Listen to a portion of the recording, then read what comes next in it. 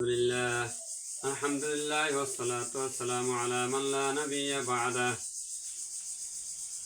أعوذ بالله من الشيطان الرجيم بسم الله الرحمن الرحيم إنا أنزلناه في ليلة القدر وما أدراك ما ليلة القدر ليلة القدر خير من ألف شهر تنزل الملائكة والروح فيها بإذن ربهم من كل أمر سلام هي حتى مطلع الفجر وقال تعالى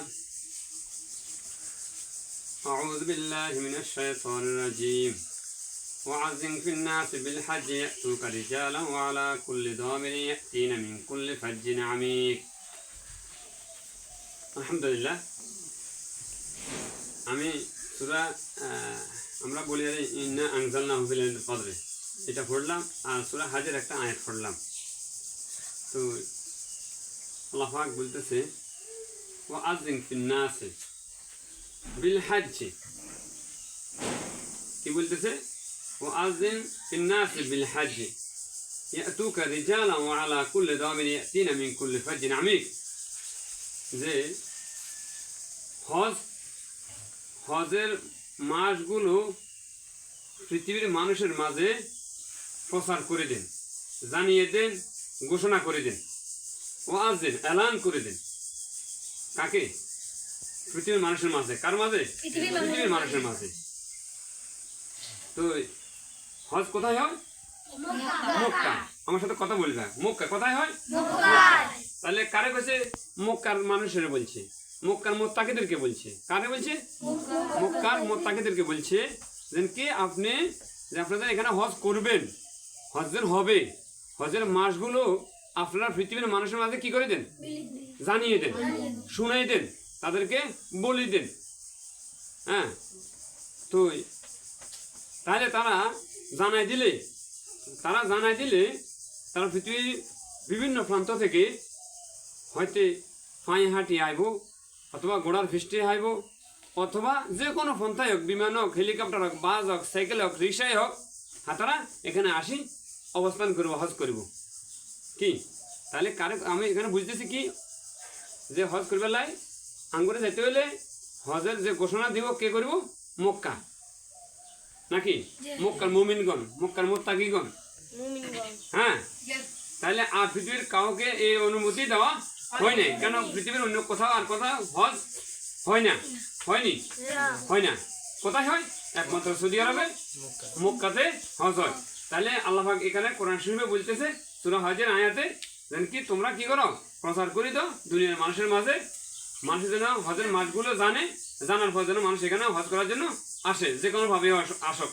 হয়তো বিমানে আসতে পারে, হয়তো জাহাজে আসতে পারে, হয়তো হাঁটি আসতে পারে, অথবা হয়তো ঘোড়ার গাড়ি করে আসতে পারে, অথবা ওটের গাড়ি করে আসতে, যে কোনো পন্থায় হোক, কুল্লু যে কোনো পন্থায় হোক সে এখানে আসবে। তখন না জানাইলে আসবো নি।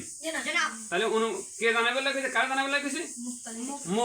মক্কার মুত্তাকিদেরকে, মক্কাবাসীর মুত্তাকিদেরকে, যারা মক্কা নিয়ন্ত্রণ করে, মক্কার আমির, তারা ঘোষণা করছে। তো তারা ঘোষণা করছে 1447 হিজরি। ক হিজরি? 47 হিজরি। এখন এবছর 1447 হিজরি শাওয়াল মাসের শুক্রবার দিন, শাওয়াল মাসের 1 তারিখ, শাওয়াল মাসের কত তারিখ? 1 তারিখ, শাওয়াল মাসের 1 তারিখ। কোন ঘোষণা করছে? মক্কায়। কবে ঘোষণা করছে? মক্কায়। বিশুদ্ধ দিন ঘোষণা করছে নি? কি করছে? যে শাওয়াল মাসের 1 তারিখ শুক্রবার কইছে নি? খবরে আমরা টেলিভিশনে শুনছি নি? তাহলে আমরা শোনার পরে তাহলে আমরা সকালে শুনছি, তাহলে মক্কাতে আজকে কি বার? শুক্রবার, এবং শাওয়াল মাসের 1 তারিখ। তো হজের মাসগুলো, মাস কয়টা? তিনটা। কয়টা? তিনটা। শাওয়াল, জিলকদ, জিলহজ। শাওয়াল, জিলকদ, জিলহজ। তো শাওয়াল মাসের আজকে শুক্রবার 1 তারিখ মক্কায় ঘোষণা করছে। আইনো না পৃথিবীর অন্য কে ঘোষণা করতে পারবো? কেউ পারবে না। পৃথিবীর অন্য কাউকে অনুমতি এটা দেওয়া হয় না। কেন? অন্য কোথাও আর কোনো হজ হয় না, শুধু মক্কাতে হয়। তাহলে মক্কাবাসী, মক্কার মুত্তাকিরা এটা ঘোষণা করছে যে 1447 হিজরি 1447 হিজরি শুক্রবার শাওয়াল মাসের 1 তারিখ, এবং এই শাওয়াল মাসের 1 তারিখ হজের মাস ঘোষণা হয়ে গেছে। ঘোষণা হয়েছে নি? হয়েছে। হওয়ার পরে আজকে এই শাওয়াল মাসের 1 তারিখ হচ্ছে ঈদ উল ফিতরের দিন। কোন দিন? শাওয়াল মাসের 1 তারিখের দিন ঈদ উল ফিতরের দিন।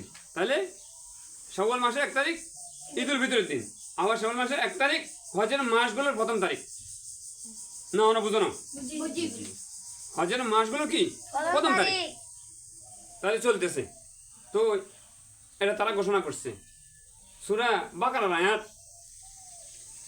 এখানে বলতেছে, আল্লাহ পাক বলতেছে আল হাজ্জু আশহুরুম মা'লুমাত। আল হাজ্জু আশহুরুম মা'লুমাত, আশহুর মানে বহু বছর, শাহর মানে 1 বছর। শাহর মানে কি 1 বছর, আর আশহুর মানে কি বহু বছর। বহু মানে অনেকগুলো মাস, অনেকগুলো মাস। তাহলে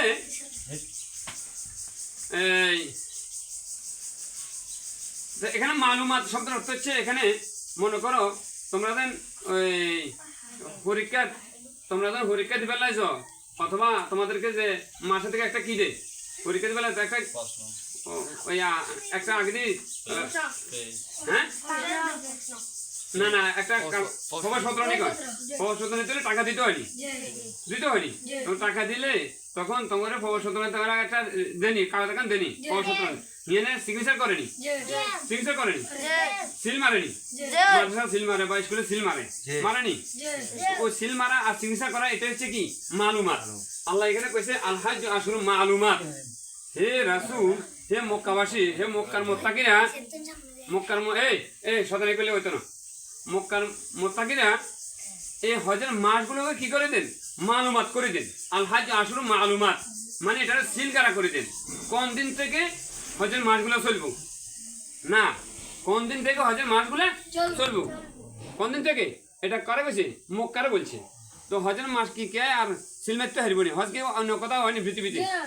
কোথাও হয়নি, কোথাও হয় না। কোথাও মক্কাতে ছাড়া অন্য কোথাও আর পৃথিবীতে কোথাও হজ হয় না। তাহলে অন্য কে আর মালুমাত এটা করতে পারবে না।